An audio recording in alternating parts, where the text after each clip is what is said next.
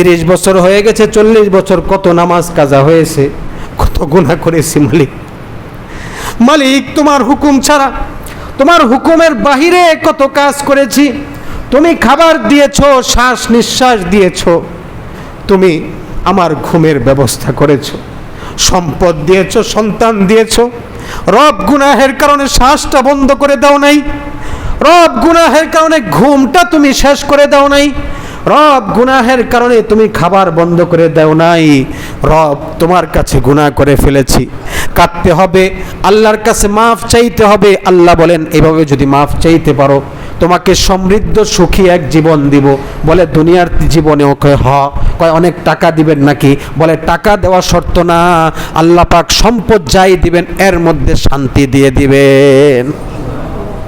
দুনিয়ার জীবনেও শান্তি, আর মৃত্যুর সময়ও সে ইমানদার অবস্থায় জান্নাত দেখতে দেখতে মৃত্যুবরণ করবে ইনশাআল্লাহ।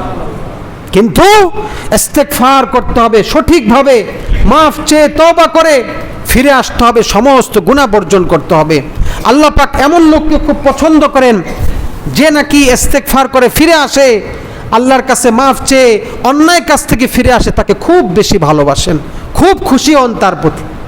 আল্লাহ রব্বুল আলামিন সূরা নূহের মধ্যে বলেছেন, নূহ আলাইহিস সালাম তার জাতিকে ডাক দিয়ে বলেছেন, ফাকুলতু ইস্তাগফিরু রাব্বাকুম ইন্নাহু কানা গফফারা ইউরসিলিস সামাআ আলাইকুম মিদরারা। ও আমার কওম, আল্লাহর কাছে মাফ চাও, আল্লাহর কাছে মাফ চাইলে আল্লাহ বৃষ্টি দিবেন। বৃষ্টি হচ্ছে না কেন? মাফ চাইতেছো না, গুনাহ করতেছো।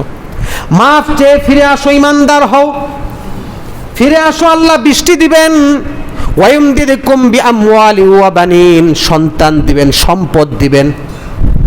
ওয়াজআল লাকুম জান্নাতি ওয়াজআল লাকুম আনহারা, দুনিয়াতে বাগান দিবেন, বাগ বাগিচা দিবেন এবং নহর দিবেন, ঝর্ণা দিবেন, সব কিছু তোমাদেরকে দুনিয়াতেও দিয়ে দিবেন।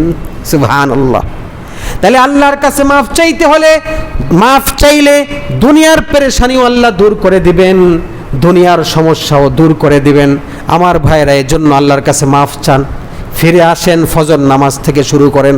ফজর নামাজ হলো দিনের প্রথম নামাজ, এই নামাজটাই গুরুত্ব সহকারে পড়তে হবে।